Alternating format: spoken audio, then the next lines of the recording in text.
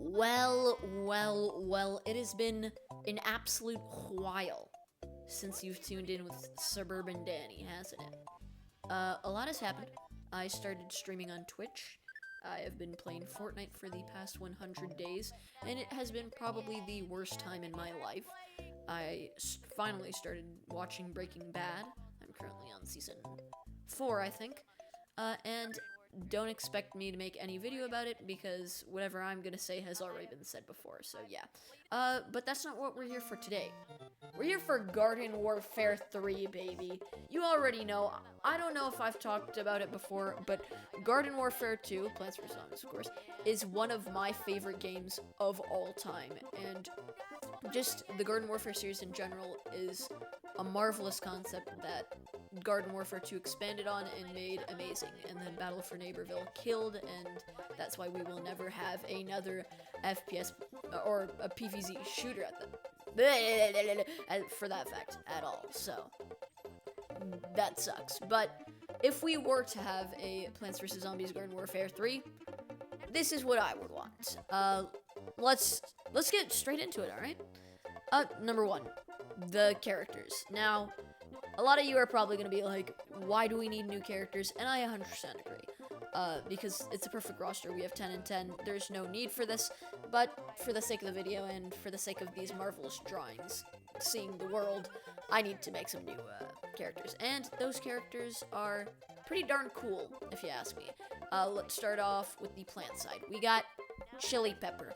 Guess what? He's an explosive expert. Think like Junkrat. He's gonna have an explosive salsa gun. He's gonna be going everywhere. I have the abilities up on screen right now with the sketch. I don't remember what they are, but they are there. Number 2, Beats. Yeah, he's just a Lucio ripoff, if we're gonna be 100% honest. He's gonna have a similar moveset, and he's gonna be all about music, because Beats, you understand. So yeah, those are the 2 playing characters. Yeah. What am I saying? Alright, now on to the zombies. Number 1, a painter. Now, I came up with this concept, and this is where it gets cool. It's like a painter. He has the whole moveset. He's gonna have like a paintbrush Gatling gun or whatever. And originally, I was gonna have him without the ear, so it would be a Van Gogh reference, right? Because like whatever you bit off. I don't remember what artists do or whatever. But originally, I was gonna have him without the ear to like give an homage to Van Gogh. Then I realized that PVZ zombies already don't have ears, so if I added an ear, then it'd be like the opposite, because, alright, let me explain this really quickly. So, Van Gogh doesn't have an ear. Normal people have ears. Normal zombies don't have an ear. Van Gogh zombie has an ear. Well, yeah, that's my first zombie character. And the second zombie character, I was very lazy, and I thought up accountant. He's gonna be like a business zombie, and he's gonna run around with a stapler gun, and he's gonna have really absurd middle ability that's gonna be like, what? Why would an accountant do that? And yeah, that's accounted. Now, on to the cool stuff. My brand new marvelizing idea. Number 1, I want to add back variants. You know, Ice Pea Shooter, Asian Pea Shooter from GW2. Battle for Neighborville absolutely botched that job. I don't know what they were thinking, genuinely, because that was just stupid. Keep all the existing variants, maybe add 1 or 2 there. Add some for the new characters in Battle for Neighborville. I still think those new characters are really cool, regardless of the game's reception and whatever. But the new thing, mutations. They're like variants, but more. The abilities completely change. Take Pea Shooter, for example. Pea Shooter, once you like get him to max level or whatever, in Garden Warfare 2, it's like the ranks. So there's Specialist, and then there's a Bronze one, there's Platinum one, there's the Final one. Only my older brother ever got that one. He got on Mob Cob, and it was really cool. But once you get to that level, you'll unlock the mutation of that character. So for Pea Shooter, it would be, he becomes a triple Pea Shooter, so he would have a faster fire rate and less damage, and then, like, you change up his moveset, whatevers. And then, like, on the other side zombies, for example, football player would become soccer player. And while that does seem just like a glorified variant, the soccer player would have a completely different moveset. So without tackle, it'd be like a slide tackler. Okay, that sounds very similar, but it'd be different. Okay, it'd be different. And what's the next? Hub World. hub world. Now, as much as I do like the hub worlds, and I did like the whole carnival, like, amusement park theme in Battle for Neighborville, I think what the hub worlds lack is verticality. So we're gonna add that. On the plant side, we're gonna have, like, a jungle themed thing and, like, a big tree house coming out.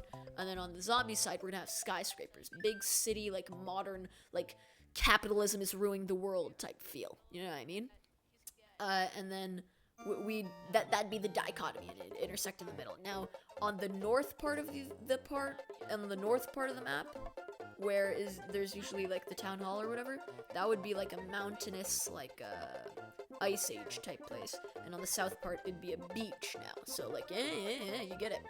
And then for underground gameplay, we would make it that on the zombie side, it's like sewers, and on the plant side, it's like trenches. And in the middle, they converge, you know what I mean? And yeah.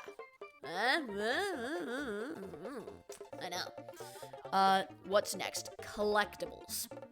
I was never a huge collectibles guy. I know, that was a big part of the Garden Warfare games. But the gnomes, like, as much as I think they were cool, I didn't understand the relevance, and much of their relevance was just, like, basically a meme, you know what I mean? And I think you should keep the gnomes, but, like, I don't know, do something fun with them, make them, like, different types of gnomes, don't make it the same gnome, like, make it a dancing gnome or something. Yeah, but, like, collectibles aren't my forte, just add more variety is what I would say. Microtransactions. Now, come on, EA, we already know that this game isn't going to be made, and if it is going to be made, it's going to be in $100 ultimate bonus pack, and each variant character is going to be $6 minimum. But the thing that I most hated with the microtransactions in Battle for Neighborville was, and I'm not talking microtransactions, I'm more talking like sticker pack type stuff, which kind of ties into microtransactions. I hated the little, like, bubblegum dispenser thing where it was like random little boom, and you get a pumpkin that you can put on your shadow shroom or whatever. I hated that. It pissed me off. It was all RNG. I much preferred the sticker packs because it gave you, there's an element of RNG that's always hype, but it's like, still you have a choice. You know you're gonna get a variant. You know you're gonna get some cosmetics. I like that much more than Battle for Neighborville's take. So I'm not saying bring back sticker packs, but something that gives us more control on what you get. The campaign.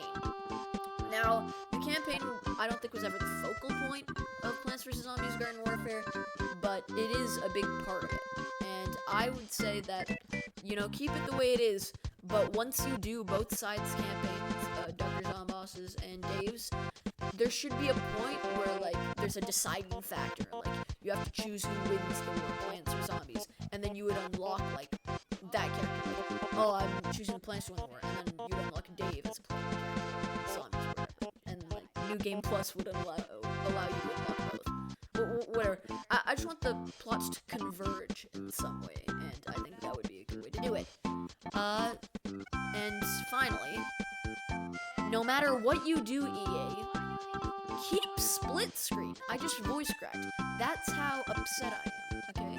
If you guys remove split screen, I'm not buying, and I'm the most important person in the room right now. If I don't buy, your game is kaput, alright? Split screen is by far my favorite part of Garden Warfare, and that's just because of all the memories I have playing with my older brother back in the day, you know what I mean? 1v1s on that one map. What was it called? It was like the amusement park that, like, you had to go through the portals and you know, like, change worlds each round. Man, I got annihilated. I would cry some days. But damn, do I miss split screen. In modern games, it's just nowhere to be found, really. So yeah, that is my wish list for Plants vs. Zombies Garden Warfare 3. EA, I know you're listening because I'm your favorite YouTube channel of all time. So, you know, if you guys want to take some of my suggestions, you're gonna have to pay me, of course. But anyway, yeah, that's been this video.